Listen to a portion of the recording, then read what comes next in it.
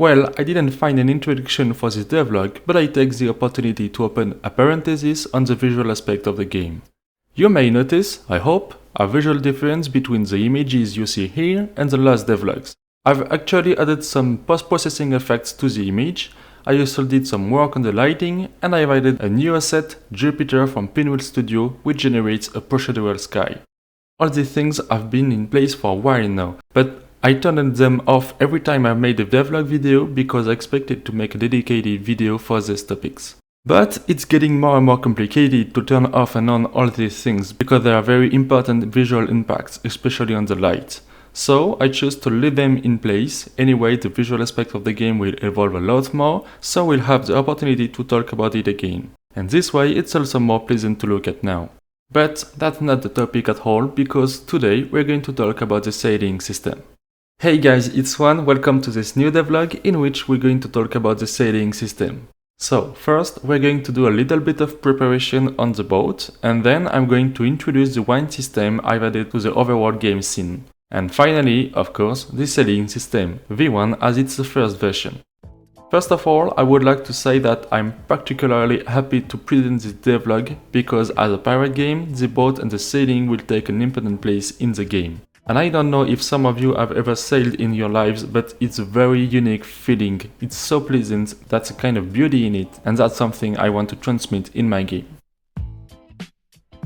Good. To sail, you need a boat. So, this is the one I chose for our day pirate. This boat comes from the Synthesis Studio Polygon Pirate Pack asset. Here we have the position with the sails up and here the sails down.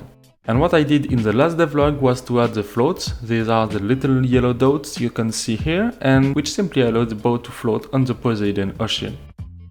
From a gameplay point of view, the idea is that the player unlocks the boat, and as the game progresses, he can upgrade it, customize it, recruit a crew. It's very similar to Assassin's Creed Black Flag. The idea is that the boat takes an important place in the game. It's not just any boat, it's the hero's boat, and the player will enjoy upgrading and customizing it.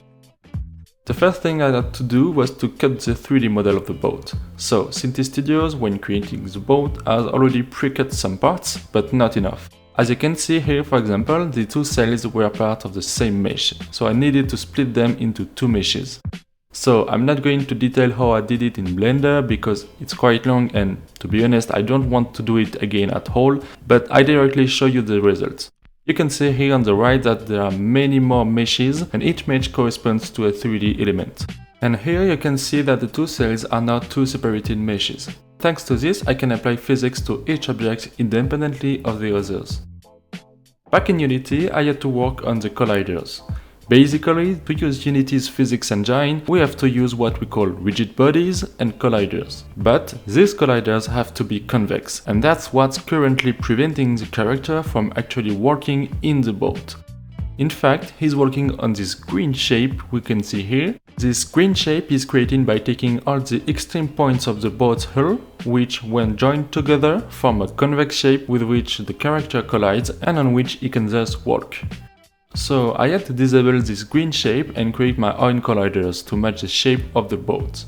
To be as performant as possible, I only use box colliders, which are very well managed by the Unity's physics engine, and there is a lot of them, more than 150. It was a hell of a job to make them very long because in fact for each of these box colliders, I had to orient aside them to fit the shape of the boat. Believe me, it was terribly long. Some tools exist to do this kind of work automatically. I've tested some of them and it's not really great because in terms of performance it's not that good and it doesn't fit the boat very well, so the character was like shaking when walking on it. So it's a bit of a crazy job. Clearly we're happy when it's done, but it's done, it's well done, and above all it was the only solution for the character to be able to walk in the boat. Our dear pirate is now able to walk on board, so the climbing animation clearly needs to be reworked, but the most important thing is that he can now walk on board, and that's something. The next step was to create a wind system. Concretely, it's a direction materialized here by this red arrow, which evolves between 0 and 360 degrees. And I added a small script so that every x seconds, so here 1 second, the wind direction will randomly go up, down or remain constant, and if it evolves, it will evolve by x degrees, here 15 degrees. This wind system will be very useful for sailing because depending on the boat's and sail's orientation with the wind direction, the boat will move forward quickly or not and will heel a lot or not. On the boat, I added a pirate flag of course, and then to give life to this flag but also to all the sails and all the ends, I used a Unity tool called Cloth, which allows to simulate a 3D model as if it was a piece of fabric in which a wind could get caught. So, this cloth tool is quite simple to set up. The idea is that you indicate with the red balls the places where the cloth is supposed to be attached on the boat, so here to the mast, and the black balls represent the places where the cloth is free to move. Then, with the parameters shown here, you can simulate the force of the wind in the fabric. And I've created a sailing script which, depending on the wind direction, will indicate the values to be entered in these two fields. So here are the results in the game, and it's, I think, super bluffing. I'm so happy. You can see that the sails inflate with the wind, and if the wind direction changes, we can see that the sails inflate in the other direction.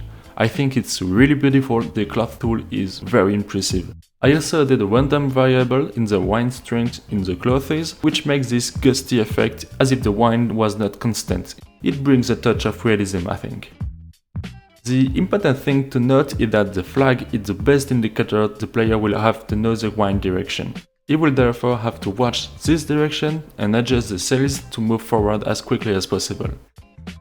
From there, the only thing left to do was to create the sailing system, and honestly, I'm not a good developer. In fact, I haven't developed much in my life, even less in C#, and finally, this sailing system is the first system I've developed entirely for the game. When I look at the videos again, I realize how much pain it was. But that's part of the project too. I learn by myself, I learn by doing, and then when it works, it's really satisfying.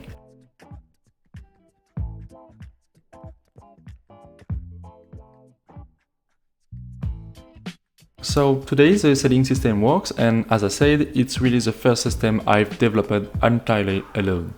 So here's the final result. When the character is front of the wheel, you can press F to enter the sailing mode, and when you go into the sailing mode, the camera moves backwards and turns around the boat instead of the character. From here you have the possibility to turn the wheel. Here we can see the wheel is turning and the rudder at the back as well. And you also have the possibility to turn both masts. So the two masts turn together, you can turn them independently of each other, but it's something I could add in the V2. And then you have the possibility of dropping the sails. So the sails drop all at once, you don't have the possibility of dropping only half of the sails. Again, it's something I'll probably add later. From there, you will have to orientate the sails so that the wind catches well in them, and when the sails are well oriented, you can speed. We can see the particles at the back of the boat, which indicates that the boat is going fast, and you also have the heeling system. Here the heel is not very visible, but if you go perpendicular to the wind, you can see that the boat starts to lean. That's what we call the heel on the boat. It's when the boat leans because the wind pushes the sails and the hull. So all this system also interferes with the buoyancy and the wave system. Here the waves are not very strong, but when I put stronger waves, you can see that when the boat hits a wave, it's like a shock and the boat is slowed down. On the other hand, when it sails in the same direction as the waves, it surfs a bit on them. Another feature I added is the ability to release the wheel while the boat is sailing. From a technical point of view, it was very complicated to do, and I'm very happy to have succeeded. I think it adds a lot to the gameplay, the ability to move around the boat while it's sailing. You can imagine epic naval battle scenes. I think it's very nice. It brings a new point of view, the possibility to see the sails inflate like that, and the need to quickly take the wheel again if you realize that you are moving towards an island. And finally, the last little feature, if you fall off the boat, the sails automatically go back up after a few seconds, and so the boat stops, which prevents you from losing your boat. It can be useful, I think. I justify this behavior by the presence of the future crew who, realizing that the captain has fallen overboard, stop the boat. Okay, I think I've covered the main features. The whole sailing system is controlled via these settings. For example, these curves are the ones that control the boat speed and heel depending on the direction of the boat and the sails compared to the wind direction. And all these parameters are used to make sure that the final result is as realistic as possible. So, of course, we're still in a game, so for example, if the bot is facing the wind, if it's upwind, normally it can go forwards. It's better to take in reality. But since we are in a game, I still allow the player to go forward even in unfavorable situations from a purely theoretical selling point of view. But in any case, the idea was to really make the player feel the somewhat random and natural effects. So we have the waves, we have the hill, we have the gust in the sails, and all this contributes to giving an effect that I find quite realistic. I'm super happy with this V1. Of course, there are many things to improve. I've already mentioned the idea of not controlling all the sails at once, but only some of them, so that we can move more slowly, especially when we want to moor. There is a mooring system to think about, as well as a system for releasing the anchor. The combat system, of course, since we have cannons, it would be so sad to not be able to use them. And of course, I'll have to add a crew, and that's a huge project.